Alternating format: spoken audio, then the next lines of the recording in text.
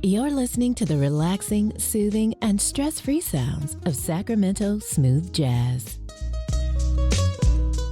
Welcome back to Sacramento Smooth Jazz. Today, I am thrilled to have an exceptional saxophonist joining us today, Angelo Luster, hailing from the vibrant music scene of Oakland, California. That's right. Angelo's music is more than just a performance. It's an immersive experience that invites you on a spiritual journey, influenced by the rich traditions of contemporary gospel and the West Coast jazz movement. Angelo's music is a testament to his remarkable musical prowess. At the age of 12, Angelo earned a scholarship to the esteemed Young Musicians Program at the University of California at Berkeley, where he dedicated 6 years to mastering the intricacies of jazz and classical music. It was during this time that he discovered his life's purpose: to inspire others through his music. His talent even earned him a place in the Walt Disney Company's prestigious All-American College Marching Band and All-American Jazz Band. In 2004, Angelo released his first solo masterpiece, Face to Face, a deeply spiritual and introspective musical journey, of course. This groundbreaking work garnered him a well-deserved recognition, including titles of Best Male Jazz Artist of 2005 and Jazz Artist of the Year in 2006. And today we're honored to feature Angelo Luster's latest album, You Are Not Alone. This album represents a new pinnacle in his career, showcasing his commitment to innovation in the world of smooth jazz. So get ready to be captivated by the musical brilliance of Angelo Luster. Angelo, welcome to Sacramento Smooth Jazz. How are you today? Michael Andrews, my brother, I am great. Great to be here, man. I'm glad that you had some time for us today. You know, I'm thrilled. Been listening to some of your music and to find out that you're from the Bay Area. I'm from the Bay Area, and to find out you're from the Bay Area as well, and reading up on you, I said, oh my goodness, he's out of Berkeley. I said, I need to have a conversation with him. People need to know about his music. And so thank you for hanging out with us for a few moments today. And of course, thank you. Thank you, man.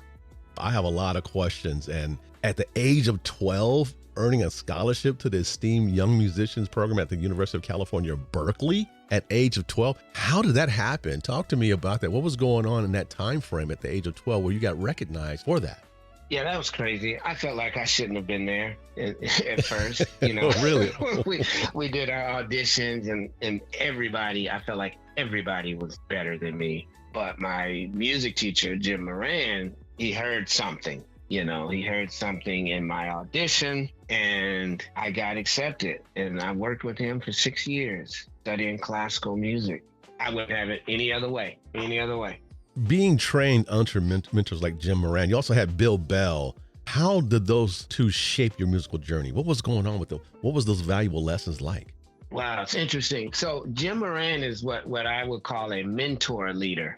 He's the kind of teacher that's going to mentor you. It's going to be hard on you, but it's more relationship based, meaning he would do things like if he saw I was struggling, just trying to make it, he would say, come by 2 hours before our lesson, because he lived up in Berkeley Hills, and I'll pay you to work on my lawn, things like that. He was more about the complete person, the way he taught. Bill Bell was different. We were scared of him. Bill Bell, he was just a legendary, incredible pianist, but he reminded us of Bill Cosby. And when we first started playing jazz, when I first started with Bill, we had like Dave Ellis, Josh Redman, Ben Ball, Israel was in that band. They were already playing jazz at a high level because they were at Berkeley High studying under Charles Hamilton. I was playing classical music.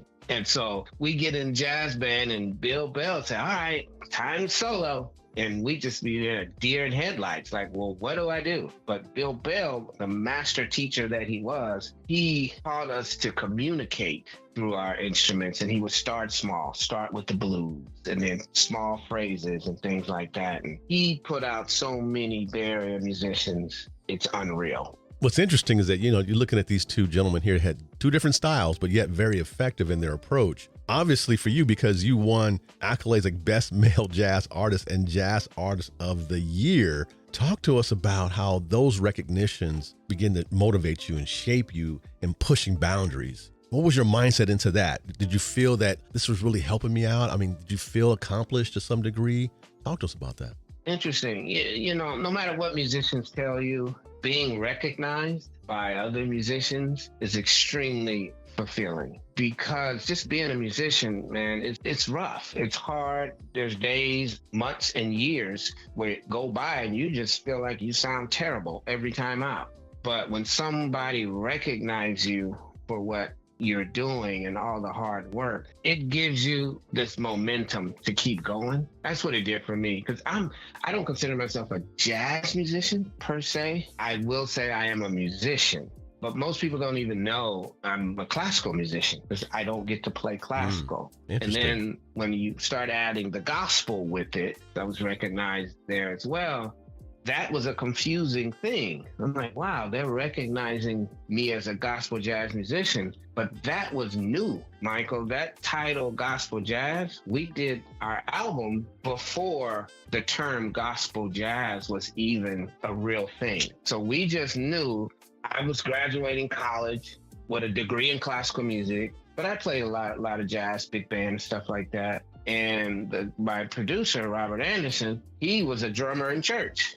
And after church, we just started writing songs. We didn't know how it would work out.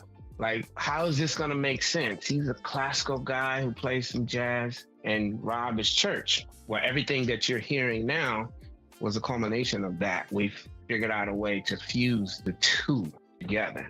Right. Now, I want to give our audience some backstory, that they would not know. And and we've talked about this. I first met you at the Stockton Jazz Festival. Yes. And I'm in the back with some musicians. You're part of the opening act. Yep. And be totally transparent, I've never heard of you before. I knew you played the sax. I saw the lineup. I said, okay, he plays the sax. I'm in the back talking with a number of musicians. And as you are up there, the band's up there, we all stopped. We just stopped after a while talking to each other, and we were just listening to what was happening out there on the stage. And we all just looked at each other, and we all got up. And not only did we get up, we saw other musicians from a different area got up, and they went to one side of the stage. We went on the other side of the stage, and we were all looking at each other like, what is happening? Because it was amazing. And so as we began to kind of walk back, I made the comment. I said, okay, who's next? Who's coming up after this? And we all started laughing because like the biggest pressure that a musician or anyone has to feel, I don't care if you're a public speaker, you coming up after something or someone that just did an amazing job, you're going to have to really take it to the next level. And and one of the musicians, I won't name names, but he said, man, I don't want to come up after that. Those guys, I said, opening act, you guys. They like, yeah. Wow. Thank you. Oh my gosh. And it was absolutely amazing. It was breathtaking. So when you came off stage, I had to introduce myself. I said, who is this guy? Who are you? You sure did. I think you said something like, I don't know you or something. I said, I don't know you, but that your playing was amazing. Talk to me. And we just started talking. And and from that moment, I said, and I started beginning to listen to your music. I said, oh, he's from Oakland? Really? Not surprising in that sense, but surprising that you're so close. I was glad that you didn't fly in. I'm glad you were real close. So got to know you, and I'm telling you, I said I had to have him on the show. So that's why he's here, ladies and gentlemen, because I had to have him on the show because his playing is phenomenal. But let's do this. I want to do something here. You have an album that came out earlier this year. I want people to hear what's happening. We're going to come back. Let's play one of the tracks on here called Possibility.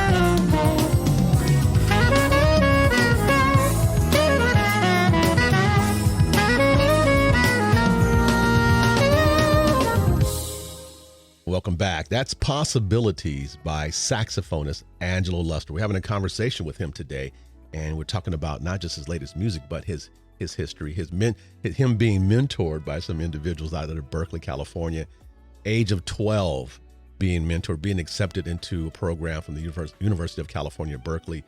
Absolutely phenomenal. And you indicated that you were there with a number of other musicians as well, and you felt that you didn't deserve to be there. And here you are producing this great music, creating great music right now. And where you are right now, do you feel as if you're good enough now? Let's be honest, because I'm listening to your music and I think you're phenomenal. But how do you feel about it? Because you do some life coaching and things of that nature. So how does that play into the psyche of, you feeling as if I can do this, the possibilities of this track here that you have here? Talk to us. What's your feeling on this? Wow, it's twofold. The uncomfortable part is, as a musician, I never feel that I'm good enough. And I think a big part of that is if I'm not playing what I hear in my head and there's more ideas there, then I'm telling myself, you're not there yet. Just keep going. You'll get there because I'm not playing what I hear. Right. The other part is the whole goal of me playing is just to inspire people. Wow. And that part, I do realize and acknowledge that, God has allowed me to do that. And so I have no complaints there because that's what I remember Grover Washington Jr. playing at the Concord Pavilion. He was Pieces of a Dream was opening up for him. And I'm like maybe 14 and he was playing and it just made me want to explode inside. And as a 14-year-old, I didn't know what that was because we, growing up on the streets, we weren't listening to that kind of music. And I remember turning to my aunt and I said, I want to do that. I want to make people feel like he made me feel. And that's the whole reason for all of this, So it's not about me being good enough or good as some of the giants that I study or want to aspire to be. It's about, am I doing what I, asked God and what he purposed me to do? And that's just to inspire people, make them feel good and through song. So I think there's times when I realize I have accomplished that, at least on that journey. Having that in mind, you want to convey that message. You want people to feel the way you felt witnessing Grover Washington Jr. play. To convey that, it really speaks to a focused effort on the people, not yourself, which is a message all within itself, right? Wow, okay. So what would you say to young musicians coming up who have an interest in playing any instrument? What would you say to them? Ooh, my teachers used to almost encourage me not to play, but it was not to be a professional musician. It was their way of making sure that was something I wanted to do because they knew this is rough. So for the young musicians, I always say, make sure you answer the question as to why you want to do this, because the music industry is, we all know, it's a rough industry, and they say music industry or whatever they call it, but it's not about, it's business. So it's not even about what sounds good that's going to help you make a living. And so that could be heartbreaking for musicians. So if you don't know why you're doing this and really understand your purpose, it could be difficult. So I always say, just try and answer the question of why and focus on that. For me, it was always to touch and inspire somebody, even if it was one person. I remember praying, I was at Grambling, I was playing this event and I was ready to give it up. I was like, I'm not doing this. This is not working.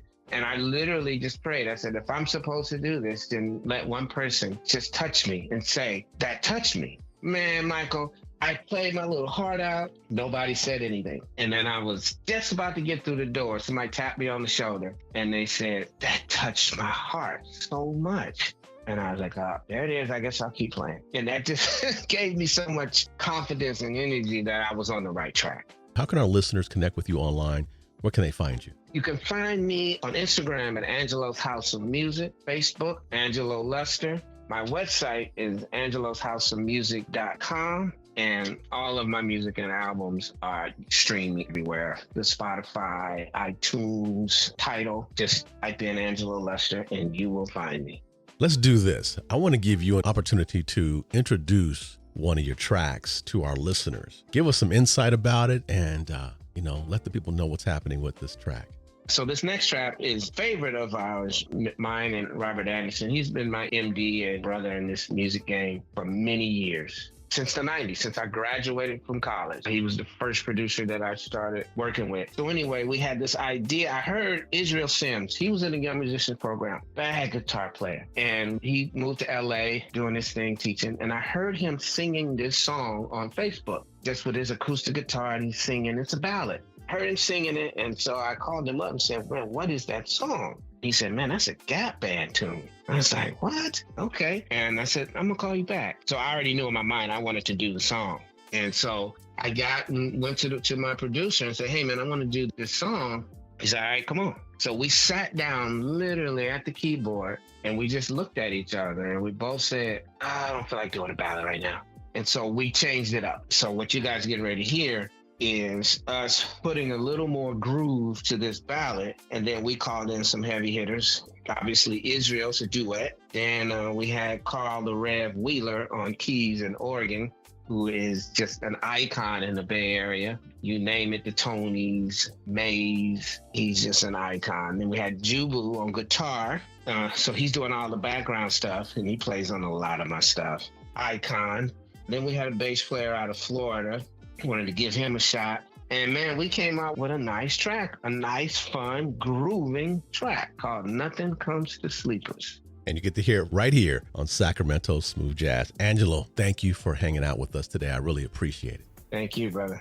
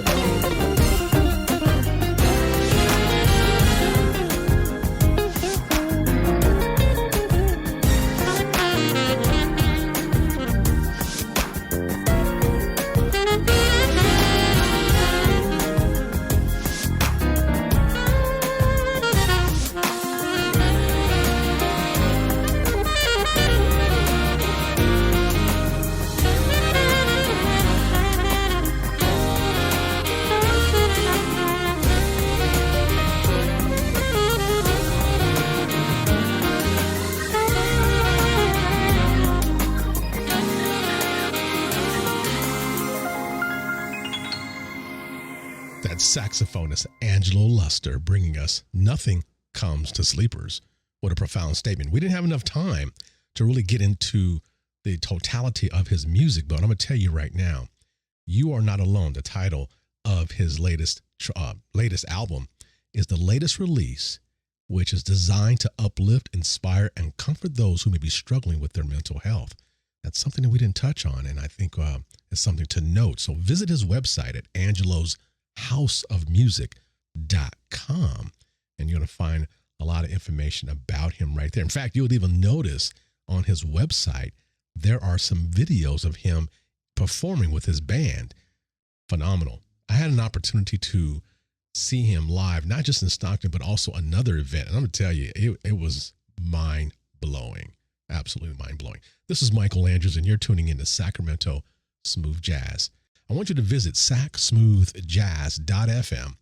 sacsmoothjazz.fm is the website, and when you go there, you're going to see our Instagram and Facebook and things of that nature. Keep up with us because there are a lot of things in which we're adding. I'll be right back with more Smooth Jazz.